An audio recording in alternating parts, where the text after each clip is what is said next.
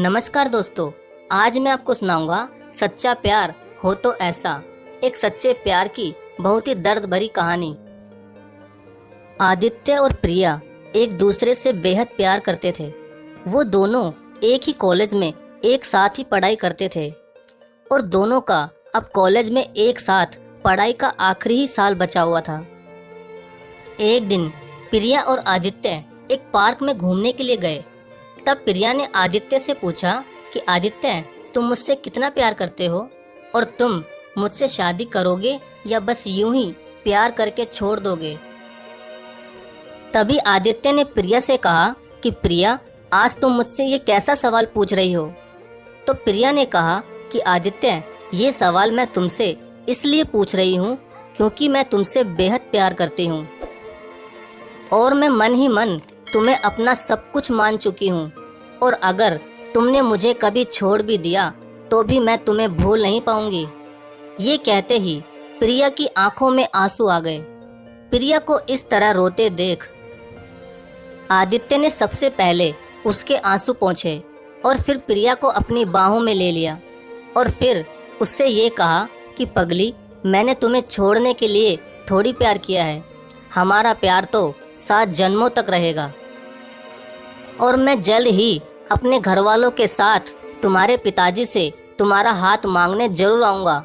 ये सुनते ही प्रिया बहुत खुश हो गई और खुशी के मारे वो फिर से आदित्य की बाहों में लिपट गई और फिर वो दोनों ही अपने अपने घर चले गए।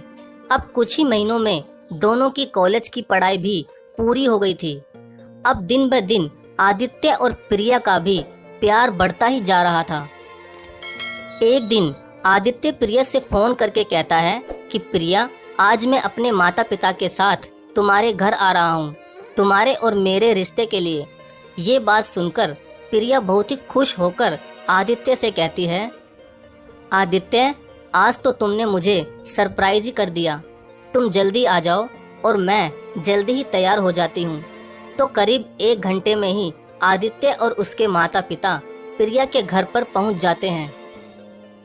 लेकिन जब आदित्य प्रिया के घर पहुँचता है तो वो क्या देखता है कि प्रिया का तो इतना बड़ा घर था और वह मन ही मन ये सोचता है कि शायद प्रिया के पिताजी बहुत ही अमीर हैं, लेकिन हमारा परिवार तो इनके आगे कुछ भी नहीं। तभी आदित्य ने प्रिया के घर की बैल बजाई। बैल बजते ही प्रिया समझ जाती है कि आदित्य आ गया और वो अपने नौकर को ना कहकर खुद ही दरवाजा खोलने चली जाती है और आदित्य वह उसके परिवार का स्वागत करती है और उन्हें अंदर लेकर जाती है। अंदर जाते ही आदित्य के माता पिता इतने बड़े घर को देखकर ये सोचते हैं कि पता नहीं प्रिया के पिताजी ये रिश्ता करेंगे या नहीं। तभी अचानक प्रिया के पिताजी भी आ जाते हैं और सभी के लिए नाश्ता पानी मंगवाते हैं। तो तभी आदित्य के पिताजी ने आदित्य के लिए प्रिया के पिताजी से प्रिया का हाथ मांग लिया। तो प्रिया के पिताजी ने आदित्य से पूछा कि बेटा, तुम काम क्या करते हो। तब आदित्य ने बड़ी ही प्यार से कहा कि अंकल जी, मैंने रेलवे में बड़ी पोस्ट पर फॉर्म भर रखा है और मैंने उसके पेपर भी दे दिए हैं और बस अब रिजल्ट आना ही बाकी है। तभी प्रिया के पिताजी ने फिर से पूछा कि उस रेलवे की पोस्ट पर तुम्हारी सैलरी कितनी होगी। तो आदित्य ने कहा कि अंकल जी, यही कोई 30,000 के आसपास होगी। ये सुनते ही प्रिया के पिताजी ने आदित्य से बहुत ही गुस्से में कहा कि तुम्हें पता है कि 30,000 तो मेरी बेटी 10 दिन में खर्च कर देती है और तुम्हें शायद ये भी नहीं पता होगा कि मेरी बेटी प्रिया हर हफ्ते 8 से 10,000 की तो बाहर शॉपिंग करके ही खर्च कर देती है। ये सुनते ही आदित्य के पिताजी ने भी गुस्से में प्रिया के पिताजी से ये कह दिया कि शायद आपको आपके इस धन दौलत पर बहुत ही ज्यादा घमंड है। रखिए अपनी धन दौलत अपने पास और अपनी बेटी की शादी किसी करोड़पति लड़के से करवाना। तभी वो अपने बेटे आदित्य का हाथ पकड़कर ये कहते हैं कि चलो बेटा, हम तेरा रिश्ता कहीं और करवा देंगे। तभी आदित्य प्रिया के पिताजी के आगे हाथ जोड़कर ये कहता है कि अंकल जी, मैं आपकी बेटी से बेहद प्यार करता हूँ और प्रिया भी मुझसे बहुत प्यार करती है। तो प्लीज़ इस रिश्ते के लिए आप मान जाइए और आपसे मैं वादा करता हूँ कि मैं आपकी बेटी को जरा भी दुखी नहीं रखूँगा। ये सुनते ही प्रिया की भी आंखों में आंसू आ जाते हैं और वो भी अपने पिताजी से कहती है कि पिताजी, मैं भी आदित्य से बेहद प्यार करती हूँ और मैं उसके बिना किसी और से कभी भी शादी नहीं कर पाऊंगी। बेटी की ये बात सुनकर उसके पिताजी ने उसके एक थप्पड़ मार दिया। तभी प्रिया रोती हुई अपने कमरे में चली गई और प्रिया के पिताजी ने गुस्से में अपने नौकर से कहा कि इन लोगों को यहाँ से बाहर निकाल दो। ये सुनते ही आदित्य और उसके माता पिता बड़े ही निराश होकर प्रिया के घर से चले गए और जल्द ही प्रिया के पिताजी ने प्रिया की एक बड़े घर में शादी तय कर दी और उन्होंने उसकी जबरदस्ती ही 1 महीने के अंदर सगाई भी करवा दी। उधर आदित्य की रेलवे में नौकरी भी लग चुकी थी। तब एक दिन अचानक प्रिया ने आदित्य को फोन करके ये कहा कि आदित्य, तुम कहाँ चले गए थे?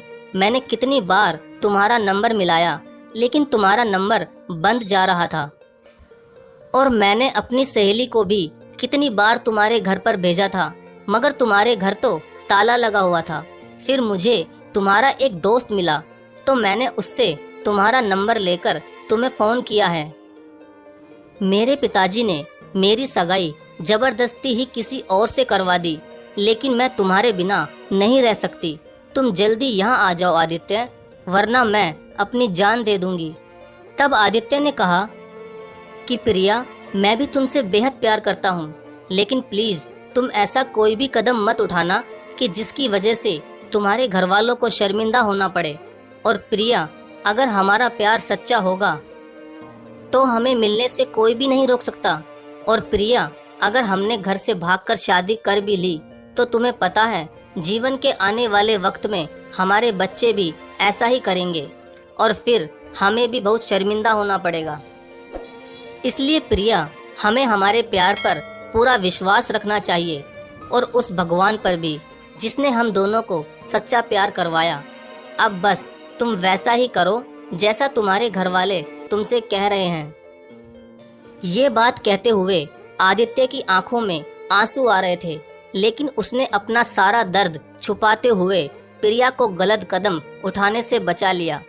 अब प्रिया ने रोते हुए आदित्य से ये कहा कि आदित्य, मैं तुम्हारे कहने से अपने परिवार की बात मानकर ये शादी जरूर कर लूंगी मगर तुम ये बात याद रखना कि शादी करके किसी और के पास मेरा शरीर ही जाएगा मगर मेरी आत्मा हमेशा सिर्फ तुमसे ही प्यार करेगी।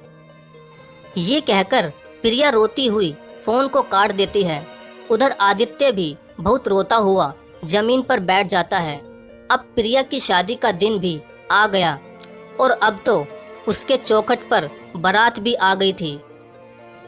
तभी अचानक जैसे ही प्रिया दुल्हन के जोड़े में सीढ़ियों से नीचे उतर रही थी वैसे ही उसे बड़ी ही तेजी से चक्कर आ गए और वो चक्कर खाकर सीढ़ियों से नीचे की तरफ गिरती हुई चली गई और नीचे गिरकर वो बेहोश हो गई और प्रिया के सिर और पैर में बहुत ज्यादा चोट लग गई थी और शायद उसके पैर की हड्डी भी टूट गई थी। तभी प्रिया के पिताजी ने फटाफट एक एम्बुलेंस बुलवाई और जल्दी से वो उसे हॉस्पिटल लेकर गए और तभी आदित्य के एक दोस्त ने आदित्य को भी फोन करके हॉस्पिटल ही बुला लिया। आदित्य को हॉस्पिटल में देखकर प्रिया के पिताजी उस पर बहुत गुस्सा होते हैं मगर वहां उनके सभी रिश्तेदार होने के कारण वो उसे कुछ भी नहीं कह पाते। तभी डॉक्टर प्रिया का इलाज करके बाहर आते हैं तो प्रिया के पिताजी ने डॉक्टर से पूछा कि डॉक्टर, क्या अब मेरी बेटी ठीक है? तब डॉक्टर कहता है कि उनके पैर की हड्डी कुछ ज्यादा ही टूट गई, इसलिए हमने उसका छोटा सा ऑपरेशन कर दिया है और हाँ, अब शायद उसका पैर हल्का सा टेढ़ा भी रहेगा। ये कहकर डॉक्टर वहां से चला जाता है। तब प्रिया के पैर के बारे में सुनकर प्रिया के होने वाले ससुर ने उसी वक्त प्रिया से अपने बेटे की शादी के लिए बिल्कुल ही मना कर दिया तभी प्रिया के पिताजी उसके आगे हाथ जोड़कर कहते हैं कि समधी जी, आप इस शादी के लिए कैसे मना कर सकते हैं। हमारी सारी तैयारियां हो चुकी है और आप ऐन वक्त पर इस शादी के लिए मना कर रहे हो। कृपया समधी जी, हमारी इज्जत को समझिए और इस शादी के लिए मना मत करिए। आप चाहे तो मुझसे 10 से 15 लाख रुपए और ले लीजिए, मगर मेरी बेटी को अपना लीजिए और मैं कुछ भी करके अपनी प्रिया का पैर बिल्कुल ठीक करवा दूंगा। तभी दूल्हे का बाप प्रिया के पिताजी का हाथ हटाते हुए गुस्से में कहता है कि तेरी औकात ही क्या है मेरे सामने। तुम मेरे बेटे को क्या 10 से 15 लाख रुपयों में खरीदना चाहते हो? तुम्हें पता भी है 10 से 15 लाख तो मेरा बेटा यूं ही खर्च कर देता है।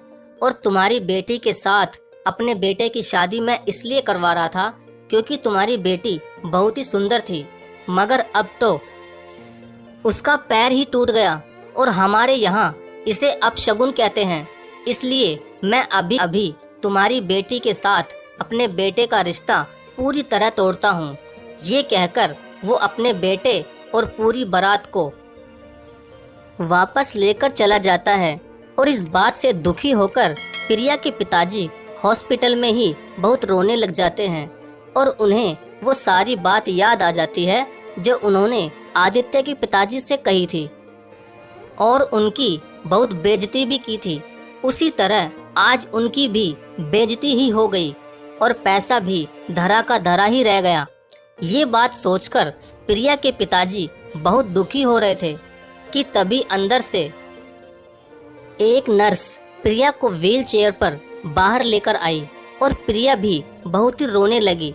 तभी प्रिया के पिताजी ने रोते हुए प्रिया से कहा कि बेटी, अभी अभी तेरे होने वाले ससुर ने ये रिश्ता तोड़ दिया है। वो दूल्हे और बारात को भी वापस ले गए। तभी प्रिया अपने पिताजी का हौसला बढ़ाते हुए कहती है कि पिताजी, जो होता है अच्छे के लिए ही होता है और आपकी बेटी का दूल्हा और बारात आपके बिल्कुल सामने ही खड़े हैं। तभी प्रिया के पिताजी देखते हैं कि आदित्य और उसके पिताजी और आदित्य के सभी दोस्त हाथ जोड़कर खड़े हुए थे।